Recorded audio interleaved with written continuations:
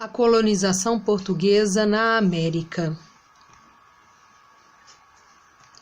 Até o século XIX, não havia uma história do Brasil propriamente dita, pois não havia nenhuma noção de unidade entre os nativos.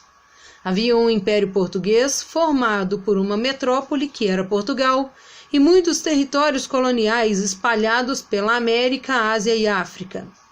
Tudo que se passou no Brasil era considerado parte da história de Portugal. Ao contrário dos movimentos expansionistas anteriores que buscavam se apossar de massas territoriais contínuas, os portugueses conquistaram em primeiro lugar o Oceano Atlântico. A colonização ultramarina portuguesa iniciou em meados do século XV, quando, após a tomada de Ceuta, que é no norte da África, teve início a colonização dos arquipélagos dos Açores e Madeira. O ouro era o principal objetivo dos empreendimentos marítimos, porém os produtos agrícolas passaram a auxiliar o povoamento da região, que desempenhava importante papel no processo de exploração do litoral africano. As autoridades portuguesas buscaram legitimar perante os demais poderes católicos europeus e, por intermédio do Papa, a conquista de novas terras. O documento voltava-se principalmente aos rivais de Portugal na Europa, proibidos de questionarem o monopólio lusitano sobre as terras descobertas. Em 1494, foi assinado entre Portugal e Espanha o Tratado de Tordesilhas, para resolver a disputa em torno das descobertas de Colombo. Portugal preocupava-se em garantir suas rotas marítimas no Atlântico Sul, uma linha imaginária que passava a 370 léguas a oeste de Cabo Verde. Era a linha que definia que as terras a oeste pertenciam à Espanha e as terras a leste eram de domínio português. Em abril de 1500, a expedição comandada por Pedro Álvares Cabral chegou no sul da Bahia, mas nem de longe despertou o mesmo entusiasmo causado pelo lucrativo comércio de especiarias na Índia. Assim como o litoral africano, os portugueses iniciaram a exploração do território brasileiro utilizando o sistema de feitorias, que foram armazéns comerciais, geralmente fortificados e instalados em zonas costeiras, que os portugueses construíram para centralizar e assim dominar o comércio dos produtos locais para o reino. Nos anos iniciais, a principal riqueza era o pau-brasil, que era explorado em regime de escambo com os índios.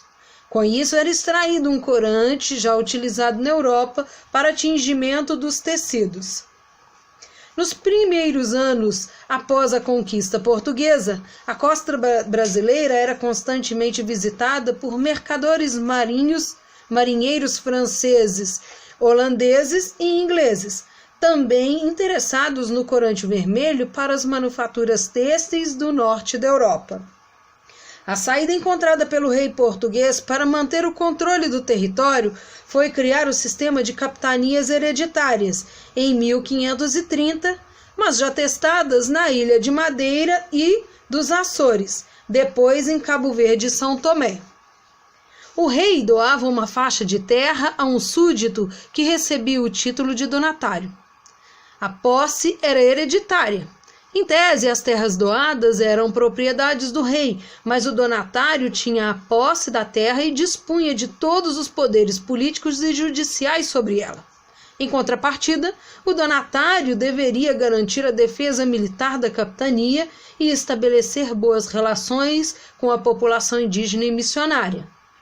Esses donatários eram geralmente nobres que possuíam posses para assegurar a instalação de engenhos e investimentos nas capitanias. Mas logo o sistema de capitanias demonstrou-se insuficiente. Com exceção das capitanias de São Vicente e Pernambuco, nenhuma outra prosperou. Alguns donatários sequer conheceram suas capitanias.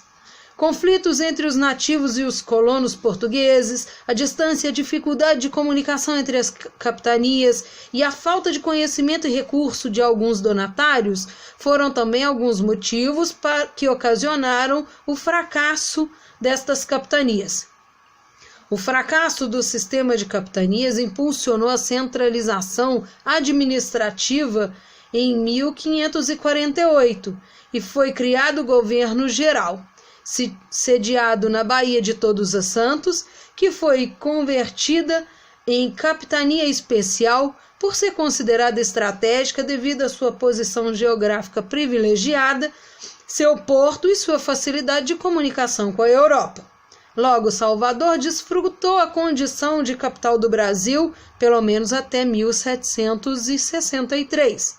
Depois disso, a capital mudou para o Rio de Janeiro.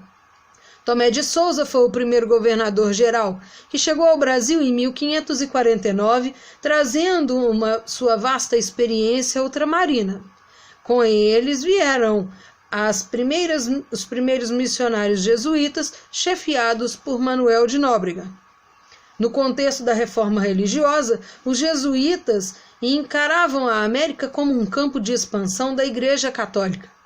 Eles desempenharam um duplo papel. Além da conversão da população nativa ao cristianismo, também tinha a parceria com a coroa na colonização do Brasil.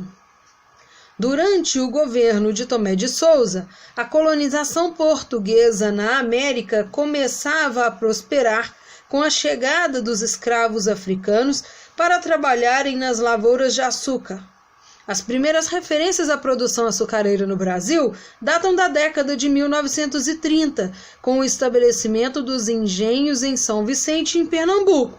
Em um primeiro momento, a mão de obra utilizada era indígena, porém a produção só aumentou quando foi implantado o escravo africano. No século XVI, as principais regiões canavieiras do Brasil eram Pernambuco e Bahia. No século XVII, houve a ascensão do Rio de Janeiro e Maranhão. No século XVIII, foi a vez de São Vicente conhecer o desenvolvimento do açúcar. O engenho, que utilizava moinhos, cuja força motriz era hidráulica, era chamado de real, enquanto que, movido pela força animal, era chamado de trapiche. A manufatura do açúcar era trabalho de grande complexidade. O plantio e o corte, seu transporte até a moenda, a trituração da cana, o aquecimento do caldo, até a solidificação, a purga do açúcar, seu encaixotamento e distribuição. Além ainda dos feitores que cuidavam do trabalho e dos castigos dos escravos. A escravidão já existia há muito tempo e era praticada por europeus e árabes na África. Foi considerada uma instituição justa quando, no seu início, os portugueses escravizavam os mouros, que era o povo oriundo do norte da África, considerados infiéis pelos cristãos. A igreja era a favor da escravidão, pois os escravos eram considerados infiéis à religião. A utilização do trabalho escravo africano envolvia interesses ligados ao tráfico negreiro, que logo se tornou um empreendimento altamente lucrativo para a coroa e os mercadores portugueses. Em relação ao trabalho indígena, havia diferentes formas de entender a autenticidade da utilização dessa mão de obra.